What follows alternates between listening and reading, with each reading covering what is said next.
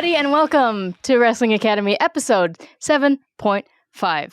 I'm the Homecoming King here at Wrestling Academy. My name is Samee Junio, and with me in this unforgiving steel cage is Headmaster Michael Classic. How you doing, dude? Good. Much like a real Hell in a Cell match, I do feel like we're testing our endurance by doing our first ever 2-part episode. You know what? I fully agree with you. Our endurance is tested. So, for people who don't know, this is the second half of a 2-part episode all about Hell in a Cell. And so if you're confused on what is a Hell in a Cell, where did it come from? How have people used it in the past? We would invite you to go back, check out the first part, and then you're going to get everything you need to know. And then you can jump back in and talk even more, get even deeper into Hell in a Cell with us here today. Yes, please. So, Samee, I had a question for you before we fully jump into the podcast. What is this podcast? What is it about? Oh my goodness. So Wrestling Academy is a podcast that we started because you are a lifelong wrestling fan, and I'm super new, but you shared wrestling with me in a way that felt really gentle and nice and fun. And we started Wrestling Academy to share wrestling with the entire friggin' world in that exact same way. It's for old fans. It's for wrestling curious fans. And honestly, I think it's also for moms. It's for moms. It's for everybody. And we just want to let you know that there's no stupid questions here, because here at the podcast, and I think you agree with me here, Samee, we are pro goof, no doof. Pro goof, no doof. That's our first piece of merch is stuff that says pro goof, no doof on it. Pro goof, no doof. You heard it here first. So, Samee, we're talking even more about Hell in a Cell here today. I guess I'm curious. What did you retain from our last episode? What did you get? Michael. What were the big gems? Gonna put you on the spot in our most devastating it pop just quiz turns us today. into hell. Okay. What do you remember from a podcast we recorded yesterday? Days ago.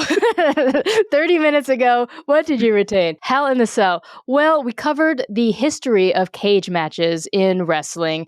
It started back in the 1930s with chicken wire. And the cage was inside the ring, and now it has evolved to a cage surrounding a cell. And in WWE specifically, they started with cage matches, eventually had a big blue steel cage, and then it grew into this, is it mesh wire? It's like chain link. It's a chain link fence, but a cage, and it's 20 feet tall and weighs 2 tons. I covered The Undertaker and Randy Orton. You covered New Day versus the Usos. Mine was a vintage match. Yours was a modern match. The violence was abound in both matches. And I think that's it. Yeah, you basically just saved everybody 2 hours. We did all that last episode, but it took us 2 hours to say all that. So we're very verbose here at Wrestling Academy. So Samee has been able to boil it all down into a bite-sized chunk. We got into the history of Hell in a Cells, where they came from.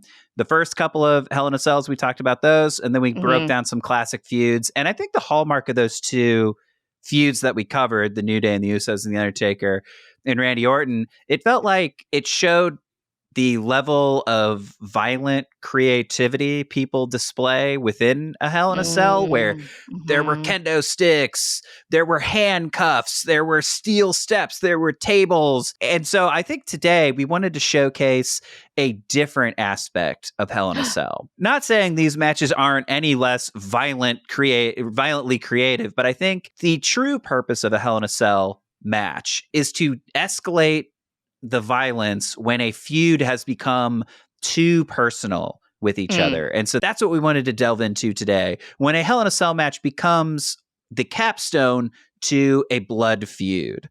Oh, damn. That was nice.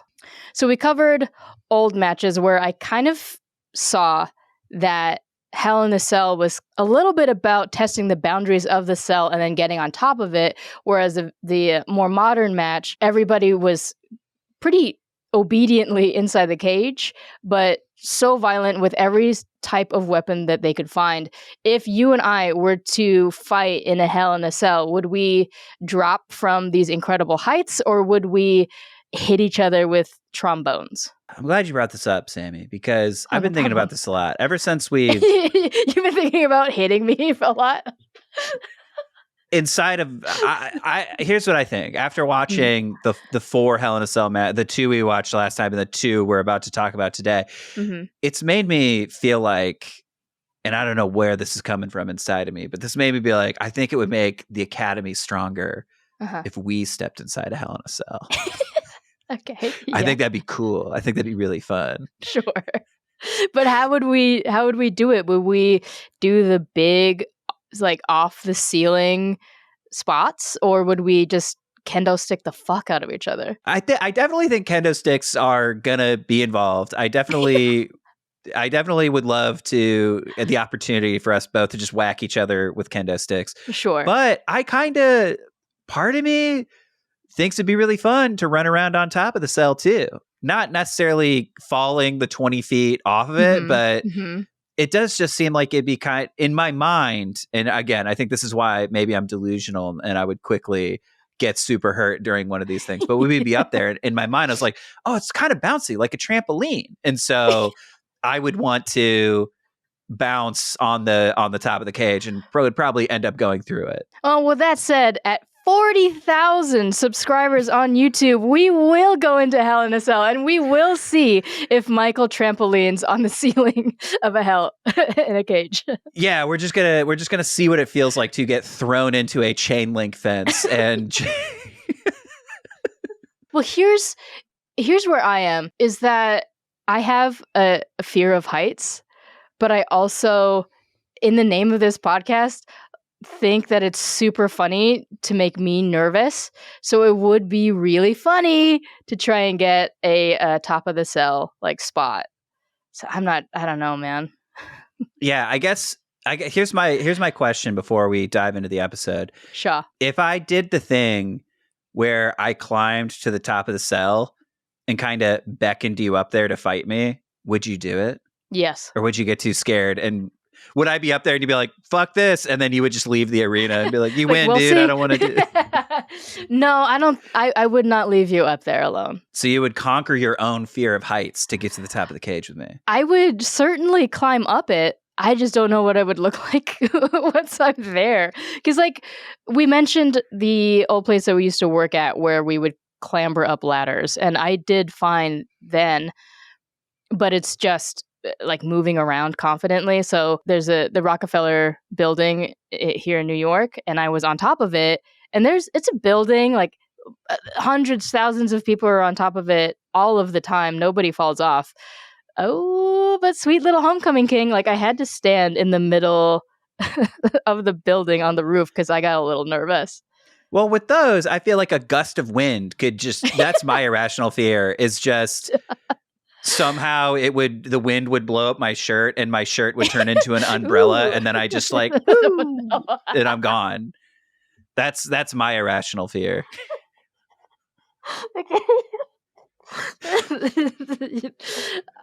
I love that imagery. I want it to happen so bad.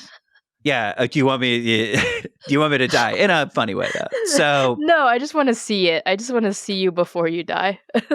I think to me that is the kind of anxiety I live with in my everyday life. Yeah, I feel like that would be a situation where, like, I would tell somebody like, yeah, Michael died, like, kind of in a Kirby-esque kind of way where he filled up with air and then fell down, and then everybody would laugh, and that would suck. Yeah, he floated away like a balloon. We could talk about fighting each other in Hell in a Cell hypothetically, or we could talk about real Hell in a Cell matches that really happened. So we're going to talk about 2 Hell in a Cell matches today, each with their own blood feud associated with them. These are where feuds got so personal, the only place they could have settled them was in Hell in a Cell. And sticking to the same sort of theme and rules from our last episode, Samee's going to be covering a vintage feud, and I'm going to be covering one that happened in the modern day. So kicking off, I'm going to be talking about the feud between Sasha Banks and Bayley that culminated October 25th, 2020 at Hell in a Cell. And just a fun fact before we get started, up until that point, there had only been 3 women's Hell in a Cell matches, and Sasha Banks had fought in all 3. What were the other 3? So the 2 before that, she fought Charlotte Flair, and then she fought Becky Lynch, both Hell in a Cell matches. What is everyone's deal with Sasha Banks? Well, she's a little bit of a cantankerous sort of bad guy heel. So that always factors into her thing. So the thing I like about Sasha Banks is her character is she's the legit boss. So she's this edgy, kind of cool, suave person who doesn't mind bending the rules or cheating or stabbing people in the back to get what she wants, because Sasha Banks kind of always knows what her worth is and will do literally anything to achieve her goals. And let's be honest, the way that translates in the WWE is she will absolutely stab people in the back constantly to get what she wants. So that it's always going to end up with her in a feud with somebody that can escalate to the point of being in a Hell in a Cell match. So that's Sasha Banks.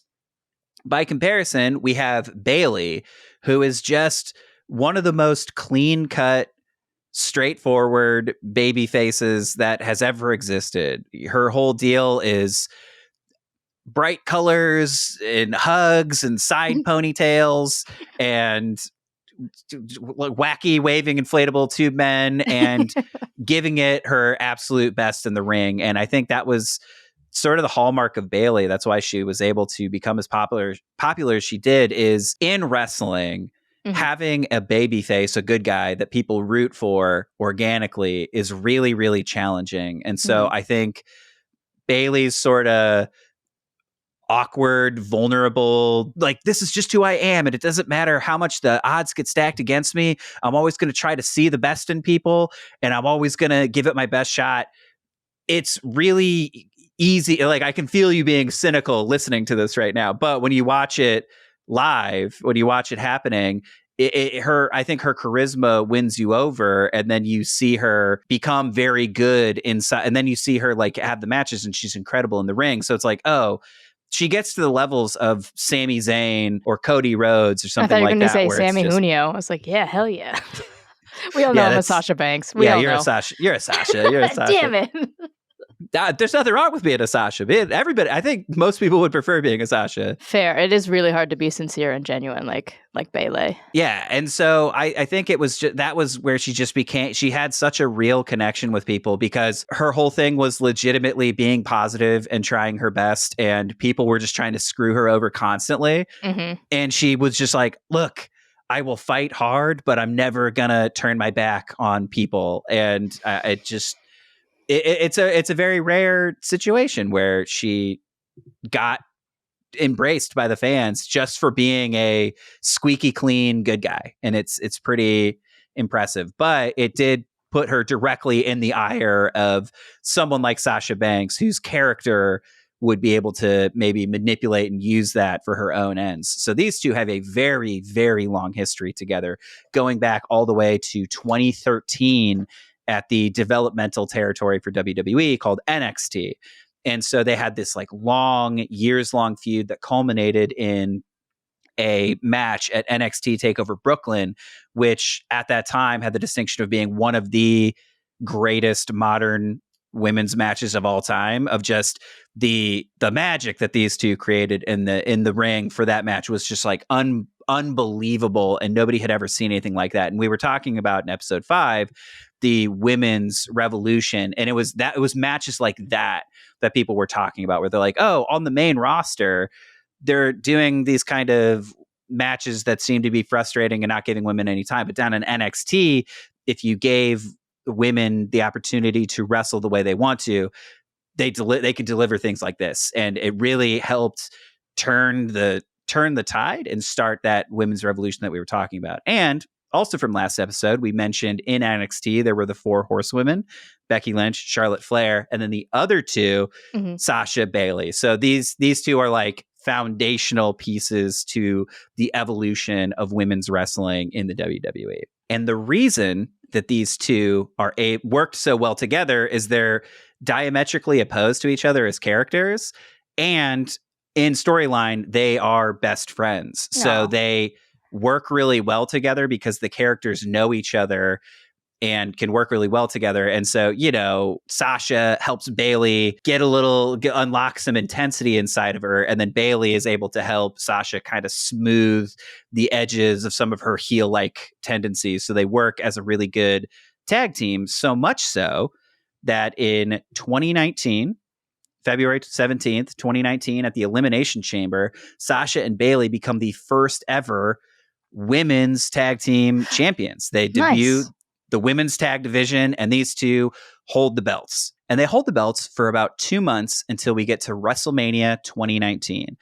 WrestleMania 35, this WrestleMania that we're talking about, was the historic WrestleMania that we were talking about, where Becky Lynch overcame the odds and won the Raw and SmackDown Women's Championship, had that meteoric rise. Nobody thought she was going to be able to do it. And so while Becky Lynch's dreams were coming true, Sasha and Bayley's dreams were crumbling in front of them because they were in a fatal 4-way for the women's tag titles, and they lose their belts to the Iconics. And I only put in that story beat because I love the Iconics, and anytime I can mention them is a positive. The Iconics ruled, and I wish they were still in WWE. You love the Iconics. They're so awesome.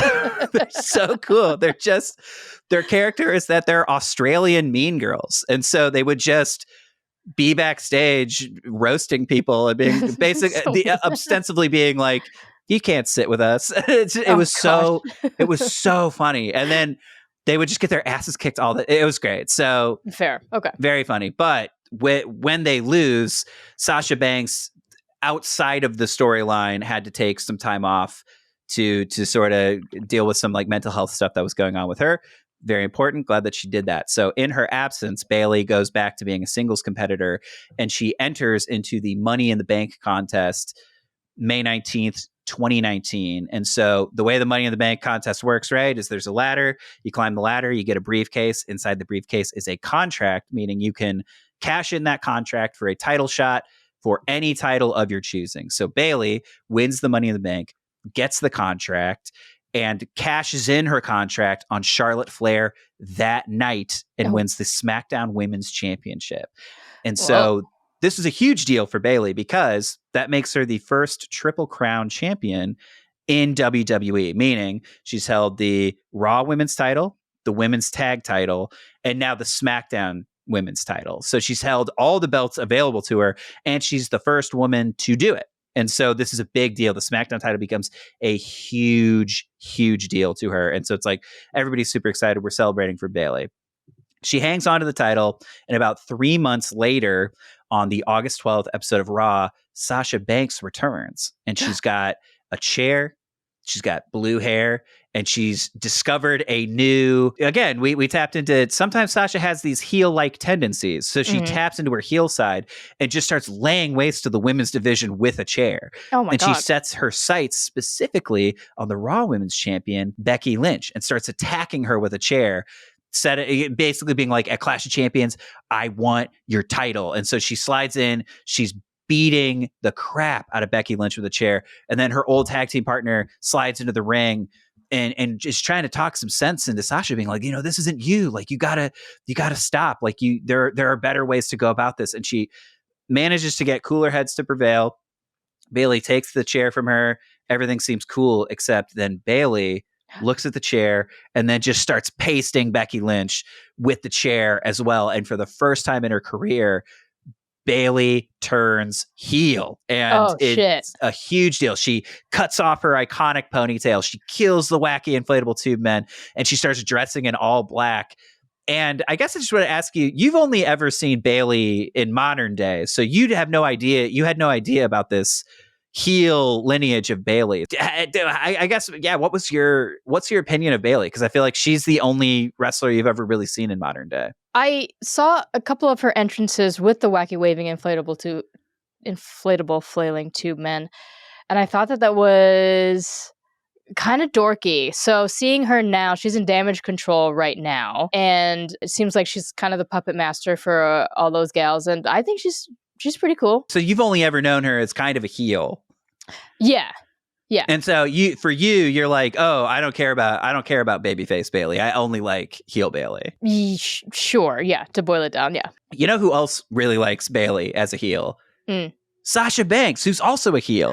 And the two of them go on this absolute tear throughout the women's division. Just basically they're helping each other cheat to win. Sasha is helping Bailey hang on to her SmackDown Women's Championship. Then on an episode of SmackDown, June 5th, 2020, they are able to recapture the women's tag titles, which allows them to jump between Raw and SmackDown and then basically just terrorize the women's division. And so these two are riding high. And since they're both heels, they're able to just fully embrace and be themselves. And everything's going really good until we get to Payback, August 30th, 2020, when the tag team of Sasha and Bailey fight this new, weird, unlikely tag team between Shayna Baszler and Nia Jax. And they're a brand new tag team. They're kind of thrown together. And Shayna and Nia just don't even like each other. So Sasha and Bailey are walking into this being like, oh, this is going to be a walk in the park. Except Baszler and Jax are able to overcome Sasha and Bailey and take the women's tag titles from them. And at that point, Bailey is furious. And so she turns on Sasha in the ring, starts beating her up, and is basically like, we were never friends. And I've been carrying you this entire time. And so the only thing that's ever been important to me is this SmackDown women's title.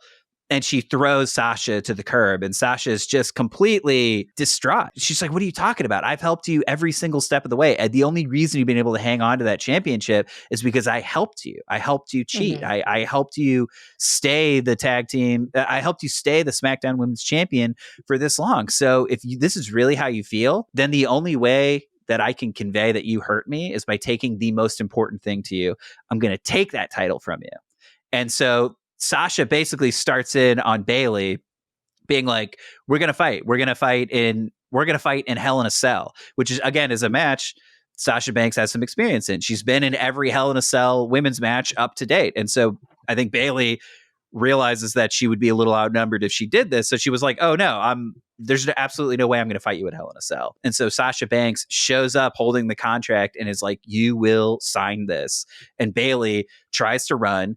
Sasha attacks her with a chair and then does this very brutal spot where she peeks Bailey's head through the lip of the chair and then just puts her in her finishing move, the bank statement, which is like a crossface using the chair as leverage, and then has the contract on the ground and is basically like, sign the contract. And then Bailey's like, And so under extreme duress, Bailey agrees to this Hell in a Cell match. And that's where this match picks up. Something really unique about this match is the time period in which it took place. So it took place in 2020 when the entire world was in lockdown. So yeah, I was curious, this was your first experience checking out COVID era pandemic lockdown wrestling. How did the presentation strike you when you watched it for the very first time? This particular match is in October after months of us being in lockdown. So it felt like they had their stuff together, like they were piping in audio, like crowd sound, definitely not from the Zooms. The walls outside of the ring were Zoom windows and stuff. I think the only thing that struck me as odd, and maybe it's because I'm desensitized by the lockdown and everything I saw anyways, but the most interesting thing about this is that it seems to me like the wrestlers were able to hear the commentators for the first time, because I know I can assume that in the arenas you can't hear the commentators at all. So Bailey specifically was answering the commentators and talking back to them, and then answering their hypothetical questions that they are wont to shout during a match. And so it was it was entertaining in a different way that we haven't been able to see before. I'm glad you brought that up, because Bailey has an ongoing feud with one of the behind the mic commentators. His name is Michael Cole. And so she will specifically go up to the commentator booth and just specifically be like, shut up, Michael. Like, I hate you, Michael. It's so funny. And I saw an interview with Bayley where they talked about like, hey, where did this feud with Michael Cole start? And she basically pointed out exactly what you said. She was like, oh, the reason that came about is when we were all wrestling during the lockdown, there was no crowd noise, so the arena was very quiet, so I could just hear the commentators talking during the match. And so yeah, obviously at the time she was a heel, so the commentators would be like, I can't believe Bayley would do something like that. And so she started to be like, you know what, hey, F you, dude, I'm gonna do whatever. So then she started responding because she had the freedom to, and then now that we have crowds again, she's continued that feud with Michael Cole. But yeah, for people who don't know, the COVID era of wrestling in the WWE, it was called the Thunderdome. And so they basically operated in a small venue. And instead of a crowd, they had a bunch of Zoom screens on the side, and they would pipe in crowd noise. But there was a very bizarre stretch of time where they were we were all trying to figure it out, but they were trying to figure out exactly what that presentation was. So there were tons of empty arena fights, which is just a very strange, because wrestling, it's all about energy, live crowd reactions and stuff like that. So watching all these things happen silently, they experimented with having cinematic matches that were kind of more like movie action scenes than real life wrestling. Varying degrees of success on those. And they had this very, very bizarre Money in a Bank match where it took place at WWE headquarters in Stamford, Connecticut, and they put the briefcase at the top of the building, and everybody started on the ground floor, and they had to battle their way up they had to race / battle each other up the entire, through the entire building to make it to the roof, to then climb a ladder and get the briefcase. So they were trying all kinds of stuff. Some of it was very fun, and a lot of it was really weird. Like, I honestly think we should do a whole episode about COVID era wrestling, because it is a true a bizarre flavor that I don't think we've tried yet at Wrestling Academy. Yeah, absolutely. That Money in the Bank sounds like a video game. Was that like the entire roster, and they were just trying to scramble through the? They had a men's match and a women's match, so it was something like 7 or 8 men, 7 or 8 women. And it was a combination of pre-recorded kind of skit stuff, but then fight stuff, but then wrestling stuff. It's just a very bizarre cocktail that, Samee, I would love for you to try. I can't wait to see it. This Hell in a Cell match, this was your first exposure to Sasha Banks and Bayley. Like, how did it feel to watch these two step into the ring? Yeah, these two really went at it it's so impressive that they went at it that hard in front of Zoom screens. And this is the first time that I've watched them wrestle long term, and it made a fan out of me. These two are really impressive. I think that was my main takeaway from watching this match too, was the pure energy that was being generated by these two people. I also felt myself, because normally when you watch these Thunderdome matches, it loses a lot of the spark that real matches have. And so I do think there was a fear that this match could be really disappointing, because we're building up this huge, long, these two have been associated with each other for about 7 years at this point. So this feud has been building for 7 years, a fever pitch. They have such a long history with each other. And I think the fear is that because it's happening in lockdown and quarantine, that the match is going to lose something. And so I think that just speaks to how impressive these two performers are.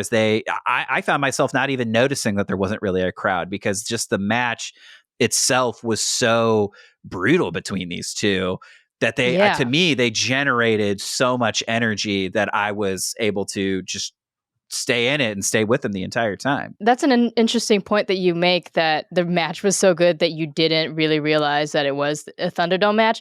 Maybe that's why I'm so casually like, oh yeah, the Thunderdome wasn't a big deal. So I guess I'll have to check out other matches to see where I land. The reason this match had as much energy as it did is it was just so violent off the top. These two these two run out, and so I think kind of the story going into it is that Bayley is very apprehensive to even be in this match. I think a lot of things are going on in Bayley's head at the time. She's worried about holding on to this title. I think part of her realizes that the only reason she's hung on to the title that's very important to her so long is because Sasha was helping her out. And now the person who's been helping her out has turned against her. They know each other so well. They have such a deep, complicated history with each other. And I think Bayley also pretty rightly realizes that Sasha has a ton of experience in this match. So she's trying to stay the hell away from Sasha at the very beginning and she's looking for kendo sticks. She's looking for chairs, anything she can do to put some distance between her and Sasha Banks in the early part of this match. And Sasha, to me, feels like the Terminator or something. She is just so determined to hurt Bayley that she's able to shrug off pretty much everything that's going towards her. So Bayley, she rolls into the ring. She grabs a kendo stick immediately. She's trying to get Sasha. Sasha gets the kendo stick from her, and she does this thing where because the Hell in a Cell is a chain link fence, basically. So she puts the kendo stick through the chain link and then just torpedoes it out the side, and it flings. And they cut to a wide angle, and you see the commentator Michael Cole have to jump out of the way. It comes so close to just hitting him in the chest. He could have been torpedoed. Yeah, he could have been torpedoed, and. Which again, we know Bayley would have loved. So even though these two are at odds, Sasha's still doing her friend a little bit of a salad. They're going to the ring. They're getting all kinds of toys. At one point, Bayley gets this table and is just using. They're like wrestling over it, and then Sasha starts becoming the aggressor and just uses the table to battering ram Bayley into the sides so hard that the table kind of collapses, and it makes the perfect ramp for Sasha to just run from one side of the cage up the table and then just drive her knees directly into Bayley's face. And that was something that was really that I noticed watching this match is that, Sasha Banks, by comparison, is a much smaller, more agile person in general. And so I think the fact that she's been able to be in these Hell in a Cell matches lends the ability, because I think when you look at men's matches, right, they're just these big lumbering dudes. And so a lot of it is just, can you believe how hard someone's getting slammed into the side of the cage? But since Sasha doesn't have that same advantage, she has to then get very creative with how she's doing her offense. So she's able to climb up and bounce off the cage in a way that I think other male performers aren't necessarily able to accomplish all the time, which is why I think allowing women to take part in these matches is important. Is it's like, oh, there's like a whole other extra degree of creativity that we're now have available to us in these Hell in a Cell matches. So I thought it was really cool. And I found myself, because there's this one part where Bayley has Sasha up on the ring apron and she tries to grab her and throw her down. And then Sasha in midair leaps onto the cage and then Bayley goes after her. And then she leaps from the cage back onto the turnbuckle and is basically turned into Spider-Man for I love that. A couple of minutes halfway through. And it's just so cool. And so much fun. It's kind of like when we're talking about the Lucha Bros and the Young Bucks, where they were using ladders as kind of jumping off, like literal jumping off points. I really love seeing the creativity there and surfaces. If you want to talk creativity, they. So what they get these kendo, these bamboo kendo sticks from under the ring, right? And I think the kendo sticks have become a hallmark of most modern Hell in a Cell matches. Yeah. They've sort of taken the place of throwing someone off the top of the cell. They're like, oh, we'll stay in, but if you let us just beat the hell out of each other with kendo sticks. So Bayley does this very crazy spot where she sort of nestles the kendo stick in between the chain link fence and the ring steps, and she puts two of those, so it's just a solid bridge. And then she puts Sasha under the thing, puts both Sasha's legs under her armpits, and then just falls backwards and slingshots Sasha just directly up into the kendo sticks. And it's just so violent. You can just feel it's one of those ones where I think for me, when I'm watching wrestling, it's hard to relate to the pain that you're seeing sometimes. And so I think that allows you as a fan to disassociate a little bit and be like, wow, that seems like that might hurt. But there are some when they hurt somebody where you're like, I kind of vaguely think I know what that would feel like. Sure. And for me, those get into my body. And so watching Sasha kind of rocket. It's like I've definitely ran into a post and knocked the wind out of myself. I know what that feels like. And so you just see it happen and you're like, oh. There's something about this move specifically. Like they do this slingshot in all of the Hells in He's in the Seas that we've watched. And I feel like maybe it's because the move is telling its own little story where it's like, oh, well, here's the setup. And then there's that moment of suspension that I think really works in wrestling, where it's just like, oh, what's going to happen? We all know that they're going to be flung backwards, but it really is that like moment on a roller coaster where you're like at the top, just waiting. And that move gives us that moment as well. It's really breathtaking. Flips and flying and all that kind of stuff. It is just a very visually, I think you see someone there is that moment where it feels like time slows down. And so you're seeing, oh, it's just momentum carrying this person. And so when you see that, it's very cool. Oh God, speaking of momentum. Yes. So the first part of the match, they're fighting on the outside. And so when they finally get things back on the inside, they do this move that I've been thinking about ever since I saw it, where Bayley she grabs a chair and she wedges it into the turnbuckle, basically. So she's made a metal sheet. And so she's going, it's called a sunset flip, where she flips over Sasha and then uses the momentum to throw into the turnbuckle. But because something we touched on in the first part is in Hell in a Cells, because this is a match that people aren't trained for, there are sometimes sequences that come off a little sloppier than in a real match. But I think for me, it works because it makes the match, the violence, it seems more real. And so sometimes when someone's a little far off, it feels more violent because it seems like, oh shit, that might actually have really, really hurt in a way that they weren't expecting. So Bayley, she goes to do the sunset flip and she's going to rocket Sasha into the corner. But when you're looking at it, Bayley is probably 1.5 feet, maybe 2 feet further than where she's supposed to be. And so you see her in midair make the adjustment and just rockets Sasha Banks. And you see when Sasha takes off, she takes off maybe twice as fast as she normally would had this been a normal match. And so Sasha more than covers that 2 feet and slams into that chair.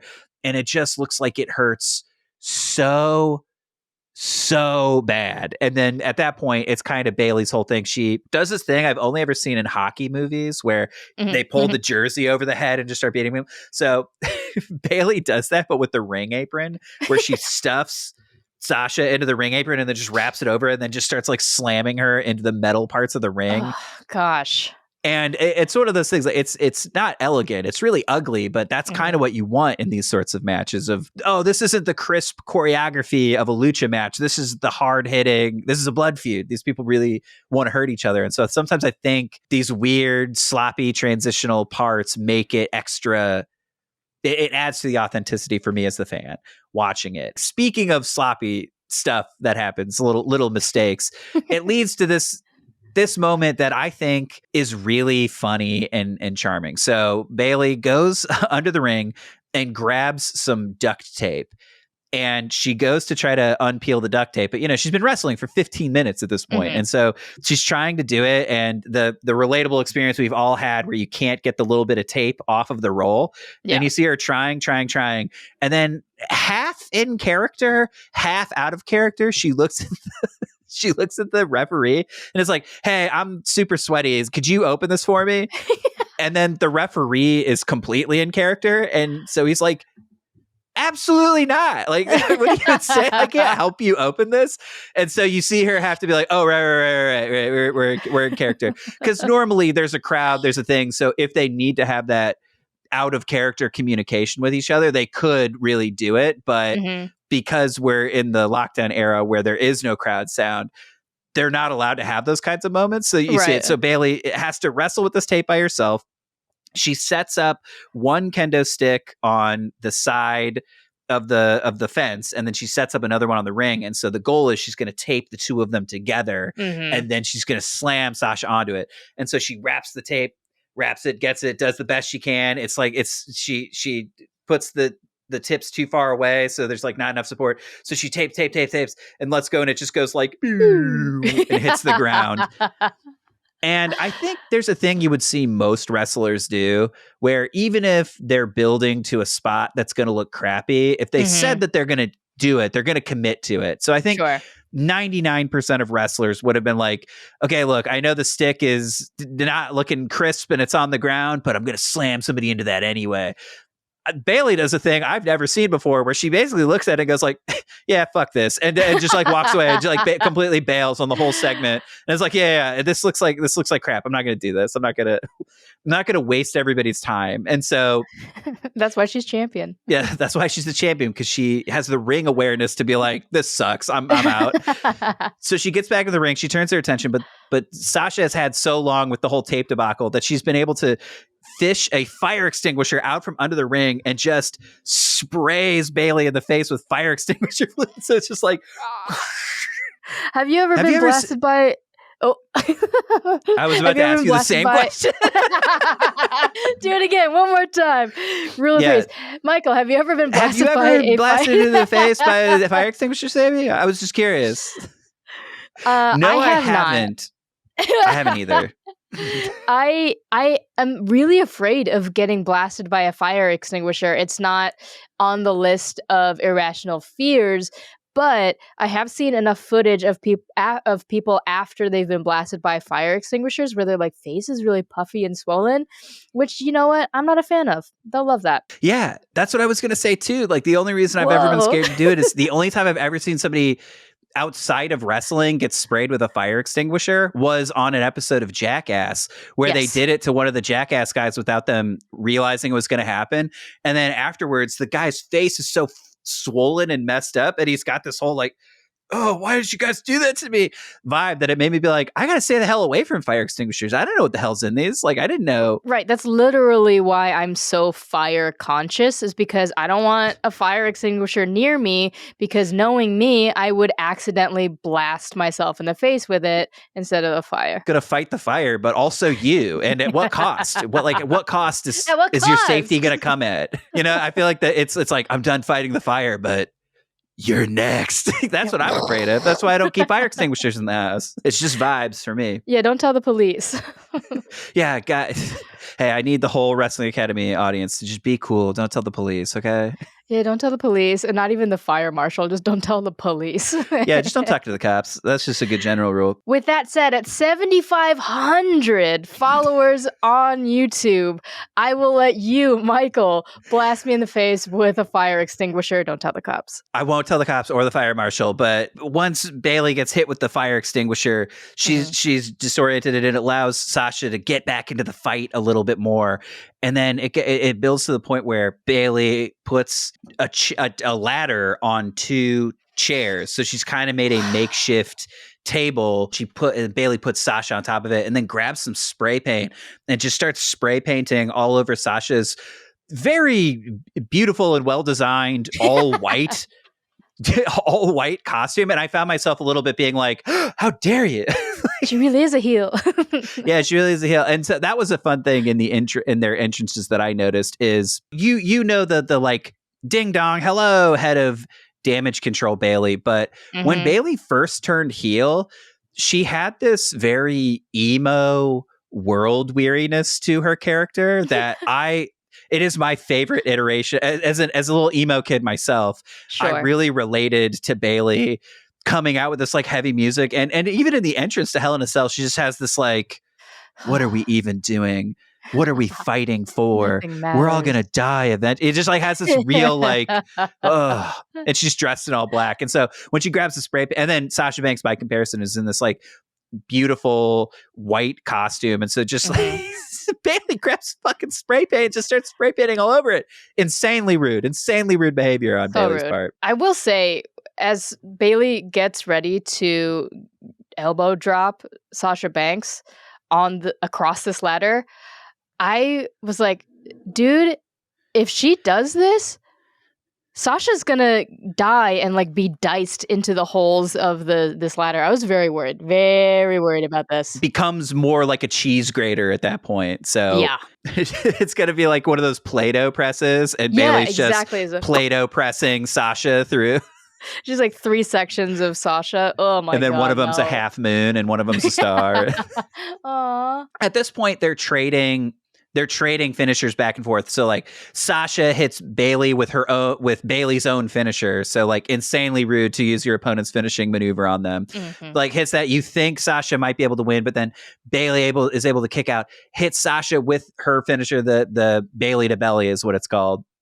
And then the final sequence, we flash back to the contract signing where Sasha puts Bailey through the lip of the head of the chair, like where you sit down, her head's poking out the back, puts Bailey in the bank statement, and then Bailey taps out, and Sasha is the winner. She's able to finally get some justice for herself, finally prove to her friend that she took everything that was important to Bailey, and she's the winner. In that final bank statement, not only is Bailey through the chair, but Sasha starts like whacking a leg of the chair with her leg to like kind of like continue to like do this and like pinch Bailey. And that really does, the blood feudiness of this is really communicated with a couple of these spots, a few of them that we just talked about. But even that last one, it's just like, oh yeah, they really want to fucking hurt each other very badly. It is one of those things where, I mean, I'm sure for Sasha it's nice to win, but there are just times, especially in a Hell in a Cell match, where the it's such a fever pitch that it seems like, oh, I don't even care about winning anymore. I just want to hurt somebody. Yeah. Yeah. 100%. Oh my gosh. All right, so that was the feud between two people who are really, really trying to hurt each other. Let's dial the clock back to a feud between kind of the best in the biz as far as actually hurting people. This feud is between Triple H and Mankind, Mick Foley, Dude Love, and Cactus Jack. Yeah, I mean, I think if we're talking about feuds where two people are exceptionally good at hurting each other, I think you can do no better than Triple H and Mick Foley. These two people, in very different respects, are kind of the kings of hurting people. The kings of hurting people, and Mick Foley particularly is the king of getting hurt a lot and very badly. Yeah, I just want to say for people listening, Samee, this has been an all-consuming obsession for you ever since we started. Like once we unlocked Hell in a Cell, you dove headfirst into this crazy career-spanning feud between these two. Yeah, and it did consume you. I mean, again, I saw you succumb to Mick Foley Triple H madness at one point. So I am so excited to hear you finally dive in and cover this. Because I guess I'm just curious, like, this one seems to have taken root inside of you. And what about this feud was so appealing to you before we just jump in and explain it all in detail? Yeah, there's something that happened there's something about this that kind of is almost on the levels of obsession, where like this is a part 2. We are recording this a couple of days after our part 1 recording. I had all of my information and notes taken already, but in the time between the last recording and this one, I rewatched everything all again. And yeah, I don't know. Maybe it's because I love Mick Foley so much, and then there's something about Triple H that I also really love. Yeah, absolutely. And they're just two big boys, like hurting each. Like I really don't know, and I appreciate your question, but I don't know if I could answer it articulately yet. Yeah, so instead of answering it in a succinct way, let's just jump in from the beginning and see what we figure out. Sure. Wow. Thank you, Michael, so much.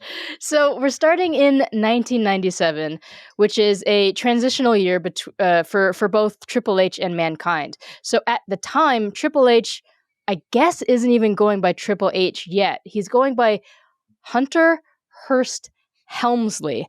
And he has this like, I'm better than you, I'm a rich guy, like blue blood gimmick Michael, do you have any experience with this guy? Very little. So Okay. Hunter Hearst Helmsley is sort of I think at one point had a really bad British accent. And so his whole thing was that he's sort of a gentleman. So he would come, with a neckerchief and with lace and with that kind of stuff. And so his whole point was just like, oh, I'm this sophisticated gentleman, but was just a dastardly heel who would cheat and cut corners, but would present himself as a real gentleman. And the only clear Hunter Hearst Helmsley memory I have is he fought this guy named Phineas I. Godwin, PIG for short. And his whole deal was he was a farmer. And so they fought in some kind of like barnyard match. And so the whole point was, oh, the sophisticated blue blood is getting thrown into a pig pit full of mud and it is thrown into hay. And so he has this whole like, oh, I never sort of a vibe. Okay, so Triple H needs Hunter Hearst Helmsley needs a change, and Mankind does too. So Mick Foley, as we've mentioned before, has a couple of different wrestling personas. But my question is, was he wrestling as Dude Love or Cactus Jack in the WWE at all, or at least up until that point, 1997? No. So those personas he was doing outside of the WWE. And I could be wrong here, but I think Dude Love almost predates his wrestling career, and it was right. That was just like his like at home like character that he really liked to. Yeah, to when we were all kids and playing dress up and thinking about what our wrestling character his was Dude Love basically, and so it was a big Hulk Hogan kind of Shawn Michaels charismatic stand-in, and then like ladies love Dude Love. Exactly. And then and then outside he very clearly went in a very Cactus Jack violent deathmatch direction. And then when he comes into the WWE, he's brought in as Mankind, which is yet another masked, deranged, violent individual. Yeah, like missing chunks of hair, really demented character. And in 1997, people were having a kind of a hard time liking Mankind because he was so strange. So these two wrestlers who are looking for a change are smashed together. So Hunter Hearst Helmsley wanted to be allowed to be brutal, and Mick Foley wanted Mankind to get over a little bit with the audience. What better way to get somebody over than the rich guy beating up the helpless poor outcast?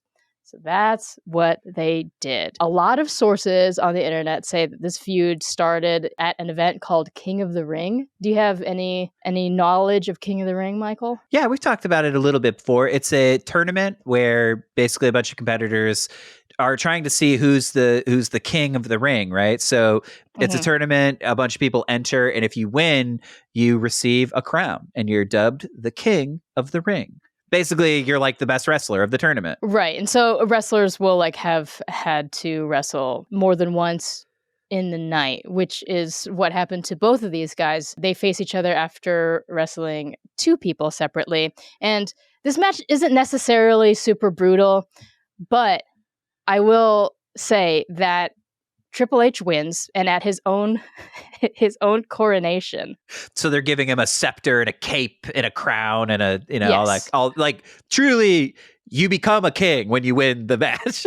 That's good that you mentioned scepter. What I didn't mention is that Hunter Hearst Helmsley, like any good wrestling gentleman, has a bodyguard, and his bodyguard is Chyna. And I mentioned her in the same breath as Scepter because she interferes in the match and hits Mankind with the scepter. And there is like a very satisfying like cling when she hits him on the back and the scepter breaks. At Hunter's own coronation, he takes his crown off and Mankind is still on the ground. And he just starts like smashing the crown onto Mankind like pretty savagely. This feels like some Game of Thrones shit, dude. They also kiss, and Chyna's their sister, and they kiss too. Oh, there's a dragon. And then Jerry the King Lawler is their dad and uncle. What caught my eye are the last two hits that Hunter does with the crown. Because it feels like the second to last swing. This is 1997.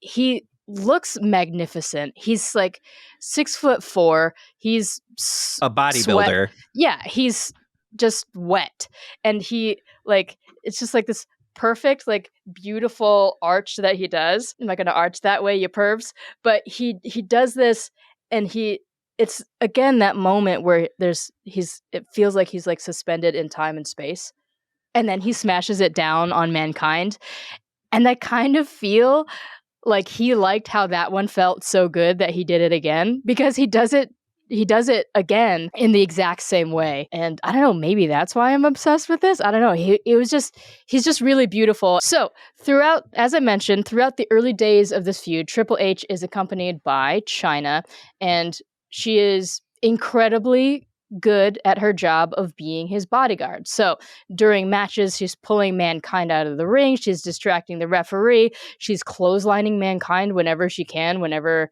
he's out of the ring, she's there. How did the WWE settle things like this?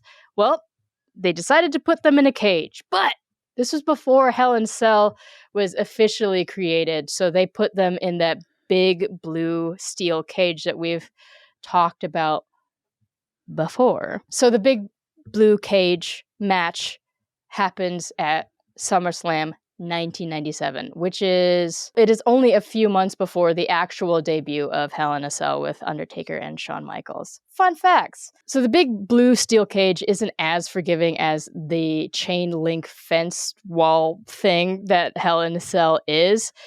I have kind of equated it to a giant dog kennel, but not the plastic one, the actual like just bars kennel. Yeah, the bars of the blue cage are pretty meaty, so it does seem like you're just getting thrown into a steel wall at that point. Yes, it's very, very brutal. And as a reminder, the only way to win these matches is to leave through the blue steel cage door or to climb over the wall of the steel cage, and the match ends when your 2 feet hit the ground. Mankind, Triple H, they're in this massive dog kennel.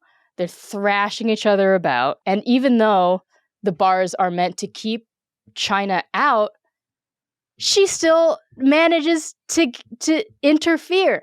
At one point, she strangles Mankind with I don't know where this extra fabric came from, because I feel like everybody's costumes except for Mankind's were pretty tight in 1997. So wherever she got this, it escapes me. And there's another way that she interferes that it was such a hard hit that I had to pause it, and I've had to pause it every single time I've watched this match. And this most recent time, I paused it, I walked away, and I had to call my mom. Wow. It's near the end of the match, and Triple H somehow gets his foot tangled up into the ropes on one corner, the corner furthest away from the door. So Mankind takes that opportunity to crawl towards the entrance. And the moment that his head like sticks out the door, Chyna comes running in and she kicks the door closed, and it slams on the top of Mankind's head like so badly, and I am again near tears. Have you ever gotten a cage door slammed on your head? I haven't gotten a cage door slammed on my head, but one day I was running super late for work, and it was one of those things where you're like, I'm rushing, I gotta get this whole thing. I'm like opening the door and not thinking about where I'm going. I'm trying to run out the door while opening the door. So I open the door so hard that it hits my foot so hard that it bounces and then hits my head between the door and the door frame. And so it is like this Three Stooges, like bim, bim, bim, bim, bim, and then it's one of those things where I hit my head so hard I was like, and I don't give a shit about being late anymore. I'm gonna get a coffee or so. I don't care. It like knocked I the will worry be out late. of you. Yeah, I was like, it's like, okay, I'm getting a donut. I don't care. I'll be late. I really don't care. I don't care anymore. Oh my God. This just reminded me of the time that I almost shut my own head in a car door. like I was in such a rush, and I was moving so fast that my thoughts were a little bit ahead of my body. And so I went to close the door, but I was still like sitting down in my car, and I just just shut my head in the door. But these things that we're talking about are on the sides of our heads, which actually is a little bit more dangerous because our temples are there. When China slams this door on his little crown. Oh my God. Here's the thing. Here's how I know I could never honestly be a professional wrestler, because I would start crying. Yeah, I'm crying right now. I would lose all credibility with the crowd. It would just be like, China slammed it, and you would just see me being like, I quit. I don't want to wrestle anymore. You win, Triple H. I don't want to do this. You are a bad guy. Yeah, I quit. Are you happy, dude? Are you happy? What if my tongue? I almost bit my tongue. Fuck you. What about my tongue?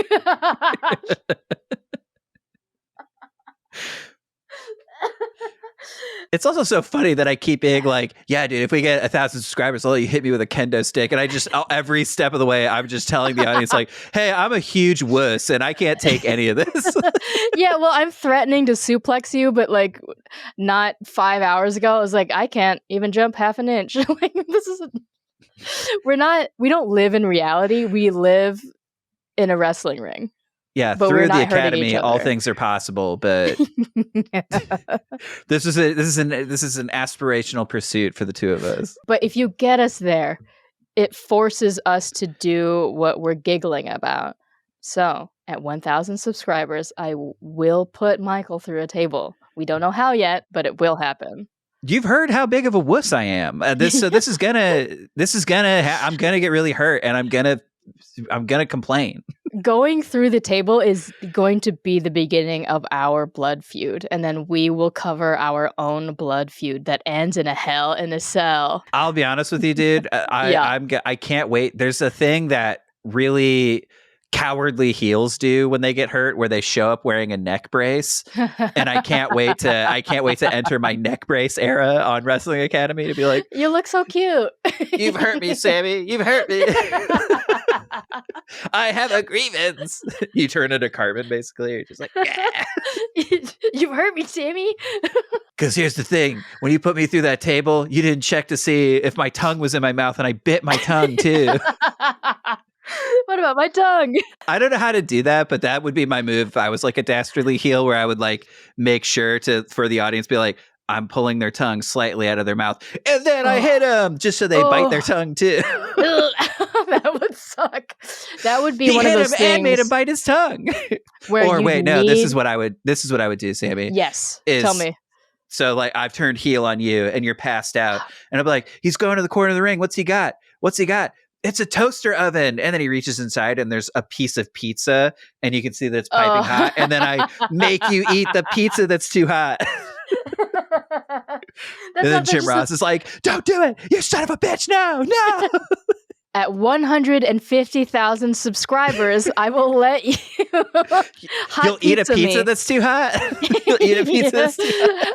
Oh, wow. We have been derailed. So thankfully, Mankind does not die.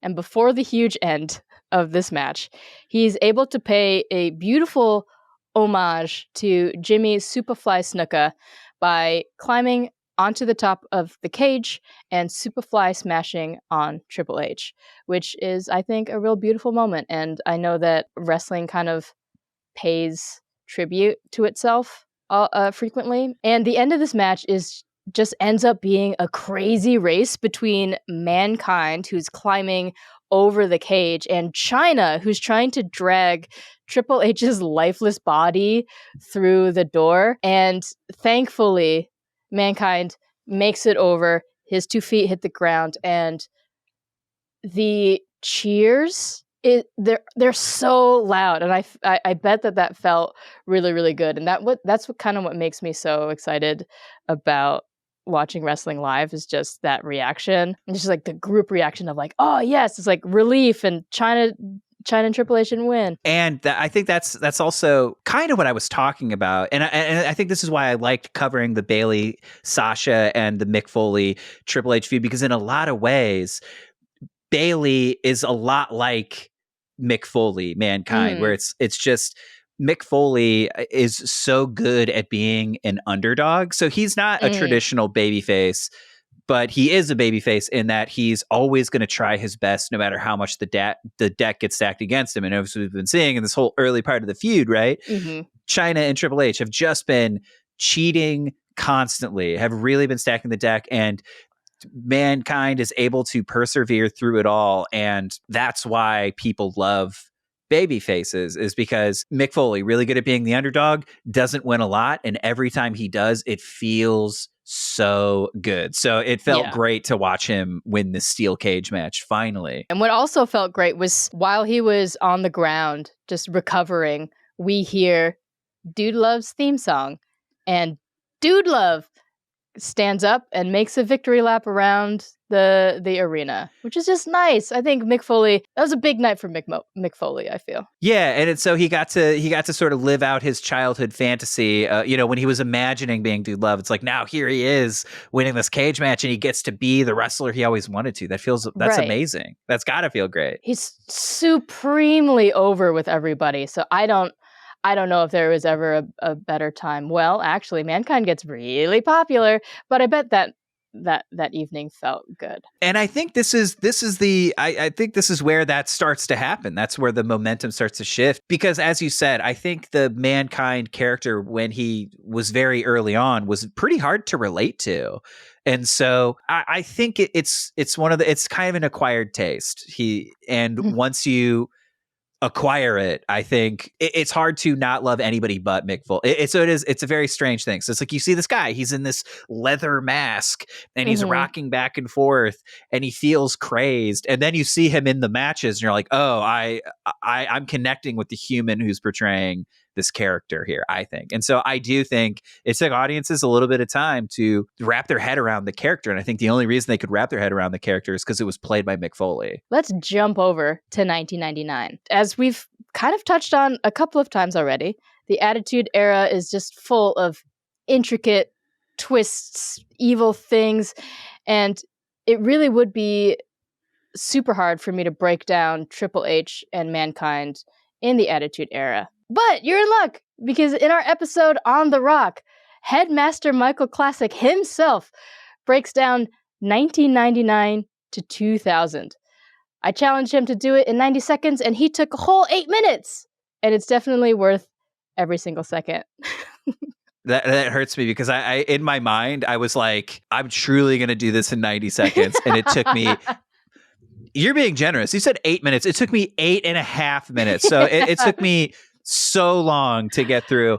And I was only sticking to a couple of storylines. There are so many branching storylines beyond that. But it's like, if you really want to dial in on the year of 1999 to 2000, I cover a large portion of this feud kind of in as much detail as I'm able to, going at a pace that I truly thought was going to break 90 seconds.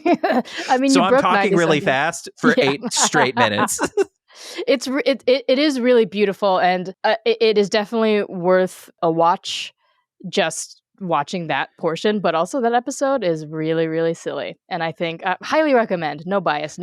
Yeah, without being biased, I think it's the greatest thing we've ever done, and you should check it out. It is the most electrifying episode we have yet. In the time between 1997 and 1999, both Triple H and Mick Foley were super successful in shifting the audience's perception of them. And I dare say, maybe it worked a little too well for Mankind. Mankind started out as this deranged, as we just talked about, deranged fella in a mask. He's got clumps of hair missing. He's sitting in the corner of the ring, rocking. And in 1999, he's a family-friendly icon. He's truly beloved by the crowd. He's wrestling with a sock puppet on his hand. He's in episodes of Boy Meets World. He's in episodes of Boy Meets World. He's in Chef Boyardee commercials. People love him at this point. He's the face of Chef Boyardee. Like, what a powerful transition. And Triple H, on the other hand, is the most son of a bitchiest son of a bitch that has ever seen the world. He has fully shed the blue blood gimmick and is wreaking havoc on the entire company. with his faction, the Corporation, and every dastardly deed he pulls is co-signed by his wife, Stephanie McMahon. That's right. He marries the boss's daughter. What a bastard. We will get into that later. We really will. So one of the evil things these two knuckleheads do was create a match called the Pink Slip on a Pole match, in which the winner of the match has to climb a pole and pull down a pink slip off of the top. And the other thing about this match is the loser gets fired from the WWE. And The Rock and Mankind are pitted against each other in this match, and Mankind loses, which results in this actually kind of beautiful walkout where everybody in the locker room walks out and confronts Triple H and Stephanie. And they're like, hey, you got to bring back Mick Foley, please. So Stephanie and Triple H do agree to let Mick Foley return. And they do agree to give Mick Foley a chance at a WWE Championship title at Royal Rumble. But in accepting this match, Mick Foley is like, I'm not ready to face you, but Cactus Jack is ready to face you.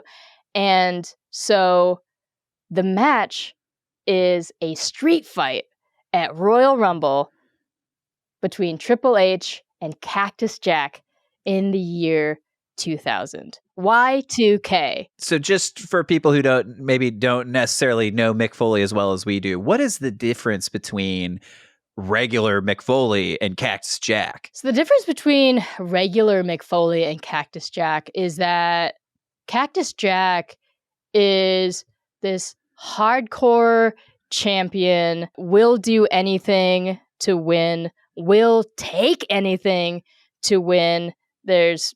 He's like, any match that Cactus Jack is in, he's severely bloodied, and so is his opponent. Like, he's a very violent, will not stop at anything to win. And maybe winning's not even the point. I think maybe just like hurting his opponent is the point. And Cactus Jack has fought in barbed wire death matches and stuff. You know, he's done stuff with fire and thumbtacks and exploding barbed wire and 2x4s wrapped in barbed wire. And he loves barbed wire.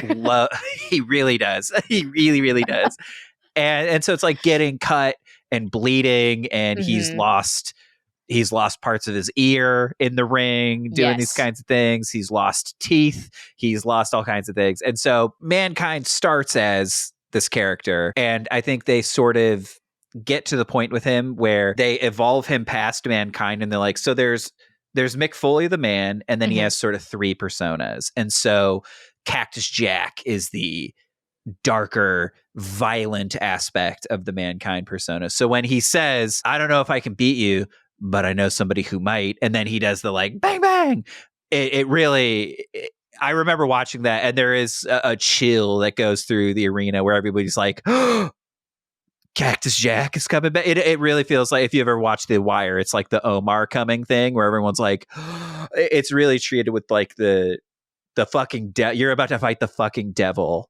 And I think that's kind of what happens in this match. Definitely. It's such a wild match, and it ends up literally being a bloodbath. So there is one point where Triple H gets a shard of wood stuck in his leg, and he pulls it out and continues to wrestle, but it's bleeding so much that he's basically like flooding everywhere with his leg blood. And it doesn't help that Cactus it happens Jack pretty early on. So he's super early. He's like a faucet of blood is coming out of his leg the entire time. So Cactus Jack pulls out a goddamn 2x4 that's wrapped in barbed wire out from underneath the ring. And this is a pretty upsetting weapon to reveal. And it gets to the point where the referee tries to hide this like evil club, but Cactus Jack, well, he gets distracted, and then he realizes, and he's like, "Oh, where's my binky?"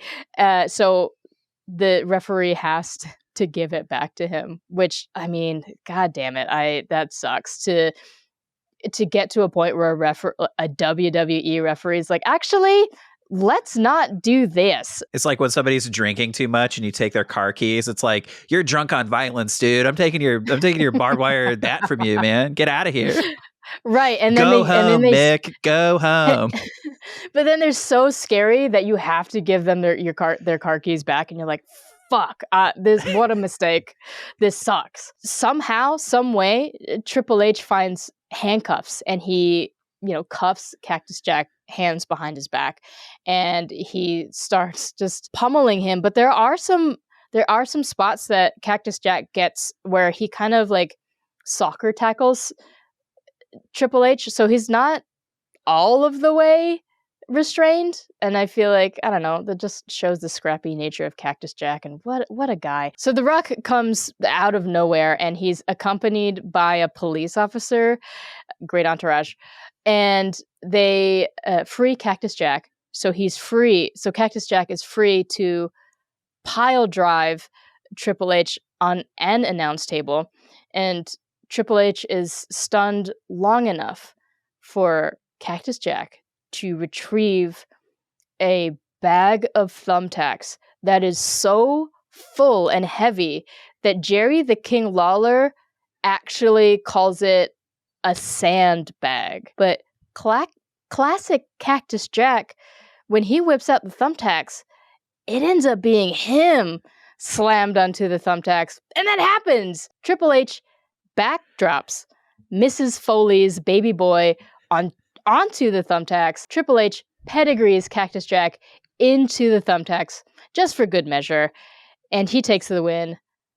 But as Triple H is being gurneyed out of the goddamn arena, somehow Cactus Jack rises up from the depths of hell. He grabs the gurney, pushes it back into the ring, flips Triple H out of the gurney, and just hits him with the goddamn 2x4 barbed wire just for fun. Like, the match is over. He doesn't do anything else. He hits him, and then everything starts de-escalating from there. He's just like, hey, look, you won, but let me just get like a little bit of just one more, and that's just to cool off. Let me just hit you with this 2x4, and then we're good. Yeah, and that's just Cactus Jack, baby. Like, he's in for blood. That's what he wanted. So after this hella brutal match, Triple H comes out at Cactus Jack at Raw and gives him an offer, and he's like, I'll wrestle Cactus Jack one more time, and he can choose the type of match, but there cannot be any barbed wire 2x4s or thumbtacks, please. Like, obviously. And so Cactus Jack is like, how am I going to come at you? It's going to be Hell in a Cell. And Triple H foolishly agrees. And this promo segment is, I think, really powerful. And it is one of those things for me where we talk about Triple H being a really good bad guy. We talk about Mankind being a really good guy. And you think about Mankind, and the first thing that comes up is the violent, hardcore matches. But his ability to cut a promo is that I think is what connects with people the most. And it's something he didn't get to do when he was Mankind. But I think another really underrated promo is Triple H himself, because he's constantly this sneering bad guy that everything he says makes you just want to spit in his face. And so when he's delivering a promo, I think if you go back now with the appreciation that Triple H was really good at his job, you look at these promos and you're like, these promos he's cutting are incredible. So again, he's laying out the stakes for this Hell in a Cell, where he's like, I know you're a hardcore wrestling piece of crap. Like, let's have a real match for the title. And then basically tries to be like, you can't use barbed wire, you can't use chairs, you can't do whatever. And then Mankind's like, oh, I can't? Well, let's just do a Hell in a Cell. And then he's kind of like, I've been foiled. It's great. But Samee, how did you feel watching this promo segment? Here's the thing. You kind of called me out earlier on in this episode about me being a little bit obsessed with Mankind and Triple H. And I don't know if this idea that I have in my head. I don't know if it's a result of watching too much wrestling or if it's like really just truly getting caught up in The Rock's episode where I felt like, just do it, baby. But I think that I can do a Triple H impression. Mind you, I've never done it out loud, but I think I can do it. Oh my God. So you've just fallen so far down the rabbit hole that I think that I'm you've seen Triple H talk so much, you're like, I am him. I can do this. Yeah. And I texted you about this, and I was like, I think I can do this, but I haven't done it out loud. And you're like, don't do it out loud. Save it for the podcast. Okay. So Samee. Yes, Michael. You are going to debut your Triple H impression for us here now. Hell in the Cell? All right, Hell in the Cell, you got a deal, but one stipulation. I will go through Hell in the Cell with you, but I want your career on the line. If I beat you in Hell in the Cell, you are finished. You retire. Your career is over. And that means you, Mick Foley, which includes Dude Love, which includes Mankind, which includes Cactus Jack. You are finished. You are done. It is over.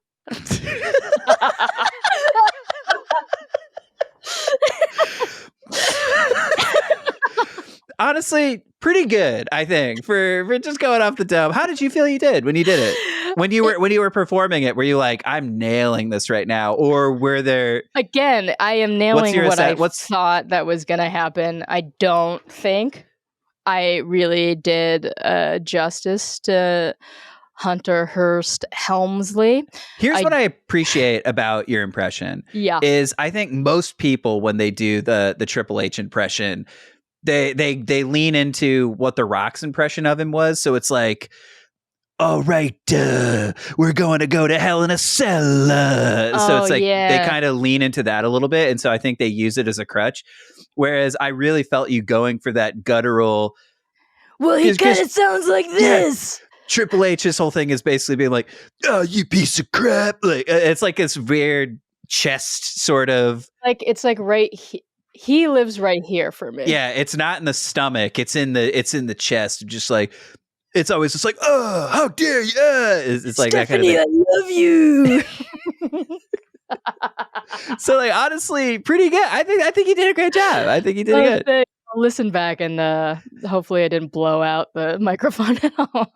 So the impression that Samee just did is also the promo that Triple H himself cuts, like right before they go into this iconic Hell in a Cell match. So it's like, it's basically, I will put my title on the line, but in order to do that, I want you to put your career on the line. And so that's the wager for this match. And so Cactus Jack is basically like, I promise that I'm going to win the title, but not only that, I promise I'm going to jump off the Hell in a Cell directly onto you. And then with all of that, we walk into the Hell in a Cell. So this is Hell in the Cell. The official wrestling stopwatch on this match is 23 minutes and 59 seconds. And I don't know about you, but it felt like hours. And not in a bad way. It was just so brutal that it really felt like, it did not feel like a nice breezy little 23-minute match. It really felt like a long time. These guys are annihilating each other in this cell. Well, this is what's wild is that the match between Sasha and Bayley was only around like 23 minutes too. Even though it feels like a longer time. Yeah, it was like, it was 26 minutes. Yeah, and so I think with especially with matches like this, right? It's like, oh, so much of it is just focused on I'm gonna grate somebody's face against the side of the cell. I'm gonna like methodically hit them with a chair. I'm gonna just put them in the corner and just drill them into the side of the steel cage. I feel like, yeah, you know, every moment like that feels like an eternity because you can just see so many violent things happening that you're just like, oh my God, we're soaking in this. Yeah, we are soaking in this. Yeah, they were soaking us, you know, they were soaking us with that. We were steeped in violence. We were a violent tea. Violent tea covered in blood. Violent tea, and then good old Hunter Hearst Helmsley was just bagging us, you know? Anyways, so something about these early. I think this is another reason why I really like these two, Triple H and Mankind, as performers. Is they do a really good job of selling the weight of the match. And so Triple H, when he comes out, right, he's this cocky, dominant heel, but you can tell that he's rattled by being challenged to a Hell in a Cell match. So when he walks out, you can see him looking around and he's not taking this lightly. And I also just got to say, Triple H now, his theme music is just exclusively Motorhead and heavy metal. And so this was a weird, like we said, it's a transitional time in his career. So he's transitioning from that kind of DX theme music to the metal theme music.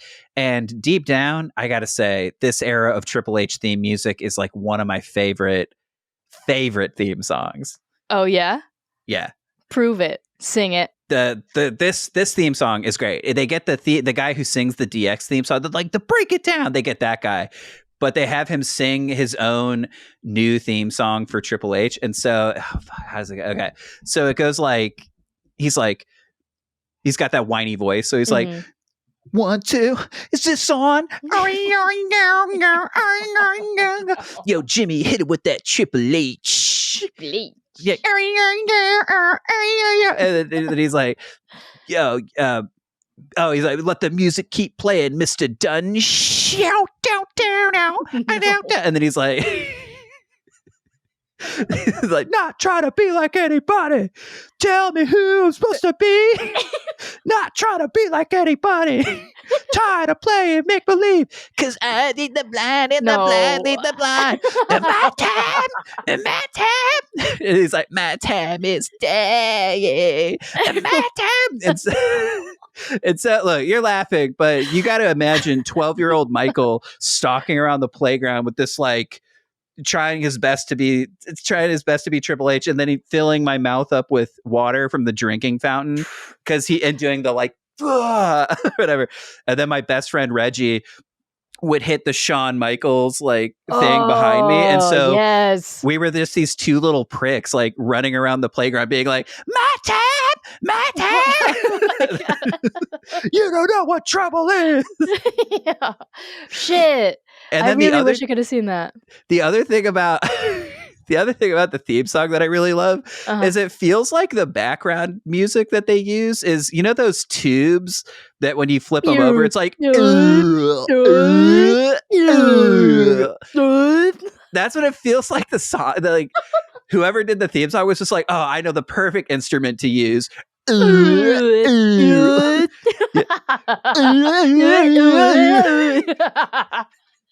then Triple H heard that, he's like, fucking perfect, dude. That's the music. That's what I want to come in with. Yeah, print it. I'm going to use this forever. And then he was like, oh, wait, shit, I can use Motorhead? Yeah, definitely use that. Definitely do that. I feel like he got into his like high position in the company just so that he could allocate funds to get Motorhead instead of using this fucking silly nonsense. Yeah, he's like what I, yeah.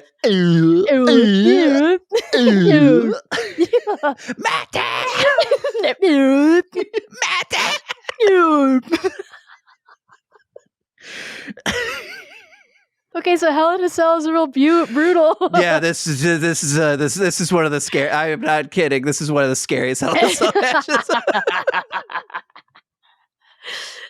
This match has it all. Triple H throws Cactus Jack into some stairs, and then he just throws the stairs into Cactus Jack. Triple H early on tries to pin Cactus Jack like 3 times in a row, which is something that I have yet to see, and it just seems like there was an eagerness to end this match and end Mick Foley's career. Oh yeah, I think what is abundantly something I didn't notice until I watched it again was the entire time. I think Triple H is just like, I got to end this as fast as fucking possible. Like the deeper we get into this, the more violent it's going to get. And so I think Triple H is just like, whatever I need to do to get out of here. And then it feels like Cactus Jack is less concerned with the match, and he's more concerned with getting out of the Hell in a Cell so he can climb on top of it. Classic Hell in a Cell stuff. And so he'll kind of beat up and create some distance, and then instead of continuing to dial in on Triple H, he's like, you know what? Let me see if this door unlocks. And so you see him go over, and there's just a comical amount of there's like 7 padlocks all around the side and him just being like, ah, fuck. But then you could see Triple H being like, fuck, I got to get some stairs. I got to like fucking kill this guy. And so you see him just really trying to jump on every opportunity. And it really feels like Mick Foley is not at all like Triple H being there is immaterial, I think, to him. He's just like, I just want to, I guess this is what I've always noticed about the Cactus Jack character and kind of the nuances between Mankind and Cactus Jack and Jude Love is it feels like there's a childlike innocence to Cactus Jack that makes that goes in stark contrast to what he's doing. So it almost feels like a kid playing and exploring and that kind of stuff. And so, but what he's playing with and exploring is just like, oh, if I throw this guy into thumbtacks, he'll bleed. And when they go into me, I bleed. That's kind of cool. Well, let's keep playing with that. And that's how it feels. And so it's like there's a childlike innocence to the Cactus Jack character, but what he's doing is so grim and so violent that to me it comes across as very scary. You get into horror movie villains where it also feels like there's an innocence to what they're doing. They're like, oh, I'm just playing, but what they're playing with is razor wire, you know? Do you think that there is like a thorough line in Mick Foley's characters? I've always kind of looked at it as each one is a facet of the Mick Foley character. So again, it's like different personality, like the movie Split or something like that, where it's like, oh, I like the Dude Love character is his view of being a charismatic ladies man, sex appeal guy like Shawn Michaels. Yeah, just a sexy boy. And then I think Mankind is this sort of, there's a real resentment towards people in the world. And so I think sometimes Mankind allowed him to be like, oh, this is everyone's perception of me, is that I'm a freak and that I'm an outcast. And so when you listen to Mankind, there's always this sort of bitterness towards the world, like the movie The Joker with Joaquin Phoenix. There's a real like, never heard of it. Yeah, it's just like this real indie movie you should check out called The Joker. Pass. But no, there's just this like real. It just feels bad and angry, and then Cactus Jack is just sort of, I think, it feels like a creature of pure id, where he's just like, oh, all I want to do is hurt people and get hurt and explore what that feels like and have fun. And so I do feel like Cactus Jack, in his own sadistic way, is a very playful character, which makes it scary for me to watch when I watch it, where you're just like, I don't even know if this guy cares that a match is happening right now. I think he just likes seeing what happened, like running these violent experiments on people of just like, I wonder what happens if I run Triple H's face across this steel. Okay, I'm like, that's cool. That's kind of cool. That Guess what, good. Cactus Jack? It causes blood to come out of his face. Yeah, which is most of his experiments end in blood, but he keeps running them nevertheless. Right.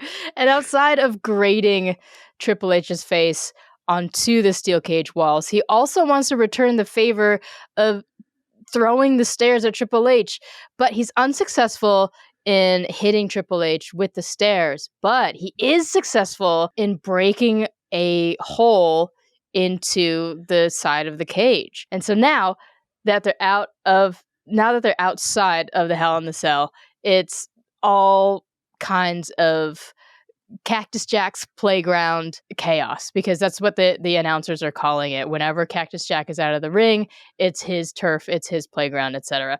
So he's pile driving Triple H on the announce table, and he starts climbing up the cage wall, and we think we're about to see him make good on that threatening promise that he made. But Stephanie foils the plan and she pulls him off. And there's a moment where Cactus Jack kind of like goes forward to Stephanie. I was just like, out of all of the personas that Mick Foley has, Cactus Jack should not be the one that's approaching Stephanie McMahon right now. If anything, it should be Dude Love. It should always be Dude Love. But instead of hurting Stephanie McMahon, Cactus Jack kind of tucks into a corner and he pulls out Da-da-da-da! The 2x4 wrapped in barbed wire. But this time, it has a cutie little strap on the bottom of it. So Triple H sees that the barbed wire is out again. And he starts climbing up the side of the cage. And because Cactus Jack made it a little purse, he's able to climb up the cage with the I don't know, barbed wire bat, I guess we could call it. The barbed wire 2x4 purse. Yeah. And I also think, just going back to that promo where Samee did an excellent Triple H impression, that was part of it. He was like, you are not allowed to bring this to the ring. Choice. So him pulling the 2x4, I think Triple H is like, fuck this, and the only place he can escape is up the fucking cage. Right, because there's nowhere else to escape. So it's just like, oh yeah, Cactus Jack can't climb with that 2x4 in his hand. Yes, he can, but in classic Cactus Jack bringing out a massive weapon style, the 2x4 ends up being used on him, on his head specifically. So right as he's getting to the top of it, Triple H gets the barbed wire 2x4 and slams on his head, and Cactus Jack falls off of the side of the cage. And while he's down on the ground, you can see his frustration building to the point where he's now trying to throw folded chairs up onto the roof of Hell in a Cell, and he's not succeeding. And so not only is he throwing these chairs up, but they are flying down, and he's not alone in that area. So could you imagine being in the audience and then it just starts raining chairs? I think I would leave. I'm like, this is it. Like, my fight or flight response would definitely click in, and I would flight for sure. So after Cactus Jack gives up on the chairs, he climbs up to join Triple H on the roof of the cage, and then it turns into what I kind of feel like the wrestlers, or they were just trying to slam each other hard enough to make the ceiling fall out, as we've seen previously, but it doesn't really happen right away. In fact, what does happen is Cactus Jack whips out a lighter and then lights the fucking barbed wire 2x4 on fire, and then he swings it at Triple H. And at this point, it's like, what else could happen? And how could you hurt Triple H with this thing more than just swinging at him? But Cactus Jack is an innovator, so he puts the on fire 2x4 wrapped in barbed wire on the ground, and he gets ready to pile drive Triple H onto it. And if you've never seen that move before, basically he's putting Triple H's head between his legs, and he's just gonna sit and fall down and slam Triple H's head directly onto flaming barbed wire. And probably be successful in actually breaking through the roof of the Hell in a Cell. So he's gonna hit and fall 20 feet. Yes, that is the hope. But unfortunately, Cactus Jack is the one that ends up being slammed. So Triple H backdrops Cactus Jack down onto the ceiling, and then he goes through the ceiling into the ring, and a little bit through the ring. He breaks the damn ring, and it like sinks in pretty hard. And after that, like, Cactus Jack isn't moving at all. Triple H makes his way down to the ring. Yeah, he looks dead. I'm pretty sure he dead. There's no, like, I feel like Mick Foley has died several times just in this feud alone. Are you kidding me? With that absolutely blue steel door on his head? He's dead. So Triple H makes his way to Cactus Jack's dead body. He kicks his arm and he moves. He's alive. It is like a horror movie where it's like, did I kill Jason Voorhees? And then you go up and you kind of kick his hand, and then Mick Foley's like, and you're just like, like it is a horror movie for Triple H at that point. It is. And Triple H's, I feel like, fear reaction is pedigree. So Triple H pedigrees Cactus Jack straight to hell, and he wins the match, ending Mick Foley's 15-year career. And that's the end of Mick Foley. Until? At least until WrestleMania 2000. So, Samee, now that we've gone through that whole gauntlet, like what got under your skin? What made you so obsessed with this feud? Gosh, I still don't know. I have no idea. Is it because I love Triple H? Yes. Is it because I love Mick Foley? Yes. Is it because I love that Triple H went from pants to trunks? Yes. Pants to trunks. That was a huge evolution for him. Huge. And we love it. We love it. Yeah, I don't know. What is there anything that makes you, I don't know, fond or excited when you hear that wrestlers are gonna face each other in a Hell in a Cell? I think at this point now, because Hell in a Cell is so popular that it's become its own yearly event where they'll do it every year, and they'll have 5 people fight in Hell in a Cell because, they build the cage and then they have, 5 different matches that they run inside of it, and it makes sense in business. And so I think a lot of times the feud doesn't match the match stipulation always. And so whenever you see it done right, like with this Mick Foley Triple H feud, with the Sasha Bailey feud, the stakes were so high that it almost feels like the cage itself becomes a metaphor for how angry these people are at each other. Like, you can just see it. You can see the huge cage. You can see them getting slammed inside of it. And to me, it almost feels like it's working on a metaphoric level for like, oh, they can't express how they feel, how much hatred they have anymore, and so you see a visual representation of that anger when you see the cell. And so when it's done right, especially in the early days when they were still kind of figuring it out, right? Because this 2000 match is 3 years removed from the first Hell in a Cell match ever, so they were brand new at this point. And so at that point, they were trying to justify a way to get there, and they just so happened to have 2 people who I think in a lot of ways, like we talked in the Rock episode, that the Rock's feud with Stone Cold Steve Austin, in a lot of ways they helped make each other's career.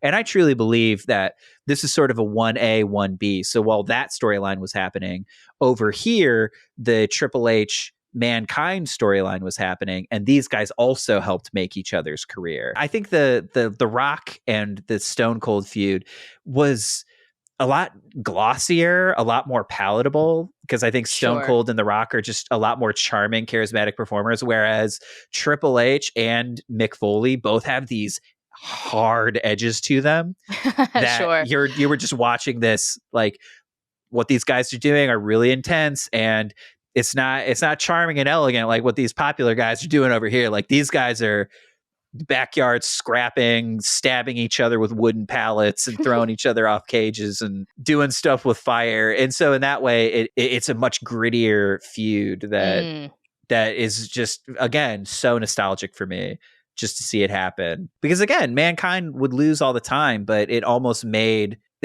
people love him even more, that he was able to just take so much punishment and still keep trying. It was incredible to watch. And so this was so fun and so nostalgic for me. So that was Wrestling Academy episode 7.5. And Samee, do you have any final thoughts before you get us out of here? Well, I guess one final thought question is, do you want me to do the outro in the Triple H voice? Please say yes. I think let's just, we're so pressed for time. We better just do it normal and get out of here, huh? Fine. All right. Thank you for listening to Wrestling Academy, hosted, produced, edited by Michael Classic and Samee Junio. Follow on Instagram, TikTok, YouTube at Wrestling Academy Pod. Send us an email at wrestlingacademypod@gmail.com. Follow wherever you get your podcasts, but check out Spotify where we have questions and Q&As or polls for every episode.